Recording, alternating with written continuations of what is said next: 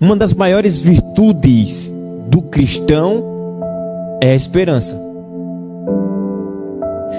E a esperança, ela tem que estar alicerçada não no que eu tenho, não na minha força, não no meu entendimento, no meu intelectual, mas a esperança, ela tem que estar conectada em quem?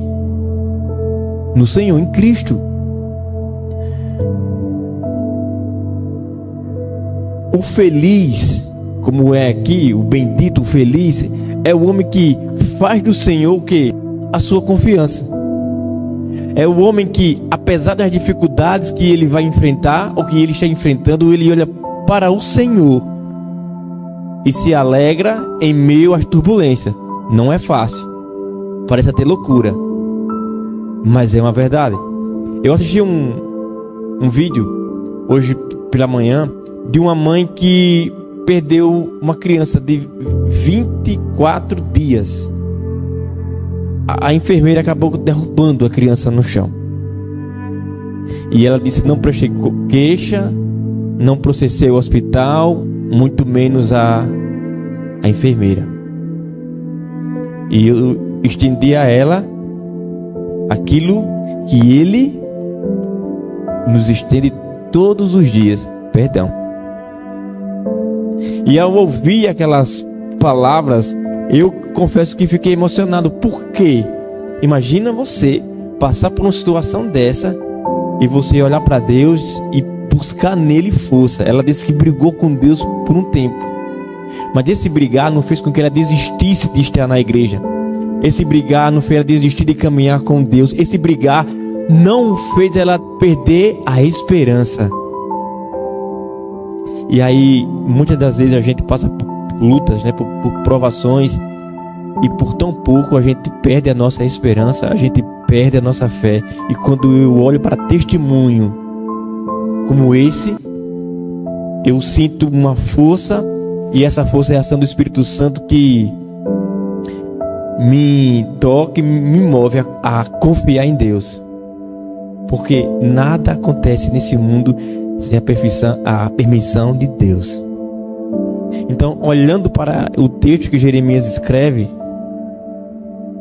e ele acrescenta que a verdadeira felicidade é quando você e eu, quando nós confiamos plenamente em quem?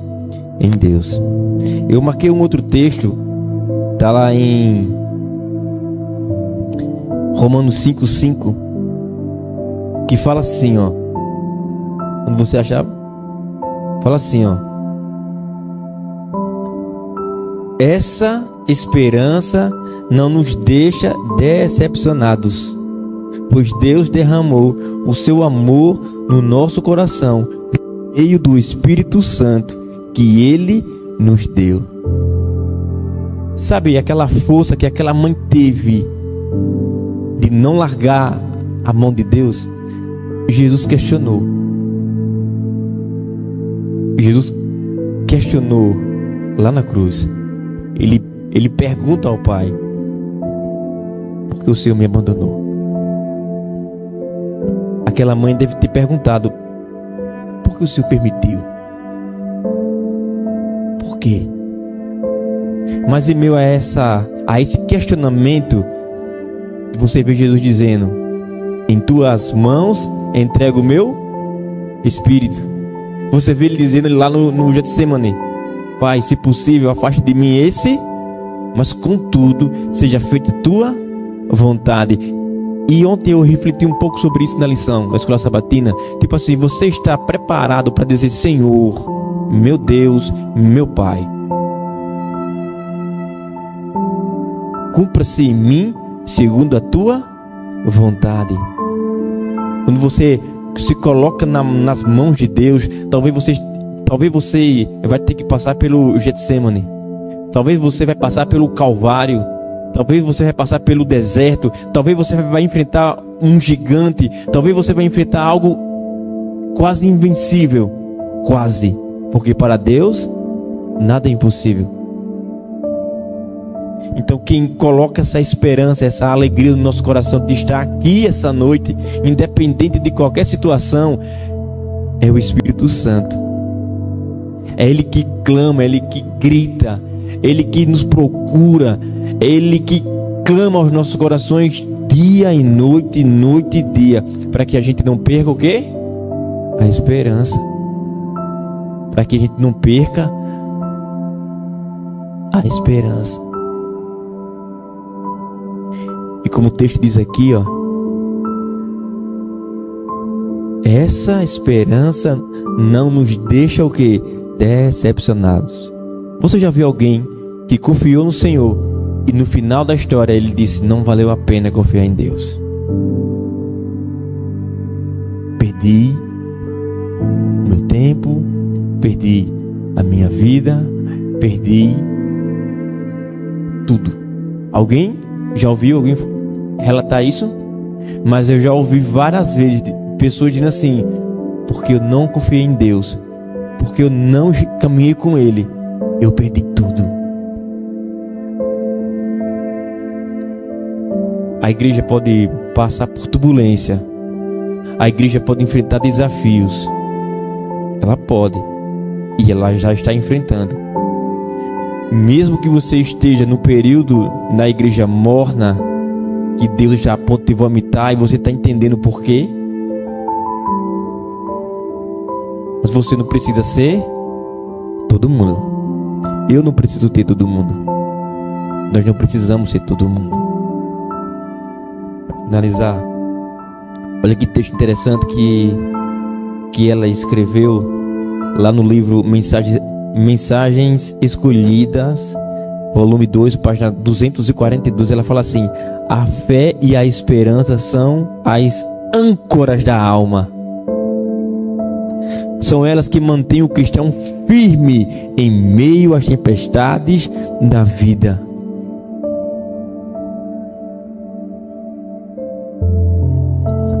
Dá uma olhada e veja, de Abel para cá, ou de Abel até hoje, por ser temente, por ser obediente, por caminhar com Deus, você viu alguém não enfrentar desafios dessa vida? Diga um. Diga: esse daqui não enfrentou desafios. A vida dele foi, ó, não teve um. Todos que caminharam com Deus, todos que caminham com Cristo de verdade, ele enfrenta lutas. A vida é difícil, a vida é complicada, mas a nossa esperança não está no nosso bolso. A nossa esperança não está no médico. A nossa esperança não está no remédio humano. Mas a nossa esperança está na ação divina.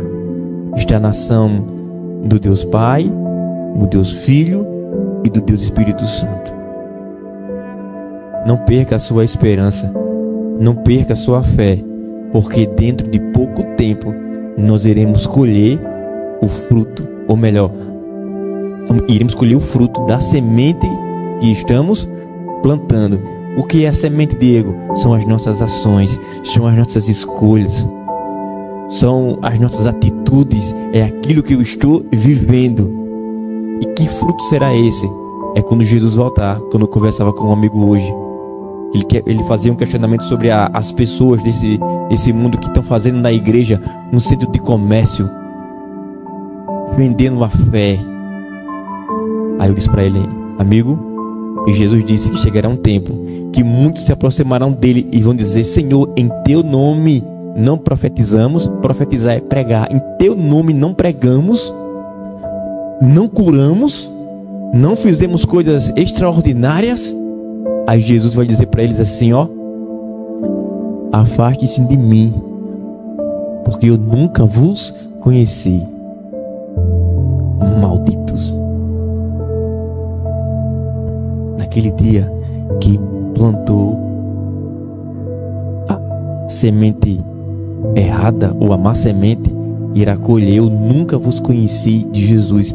Mas aquele que plantou a boa semente, naquele dia irá ouvir de Jesus: vinde, bendito de meu Pai, para o reino que foi preparado desde a fundação do mundo. E naquele dia, você e eu, que nós aqui possamos nos alegrar, nos emocionar de ouvir essa palavra de Jesus.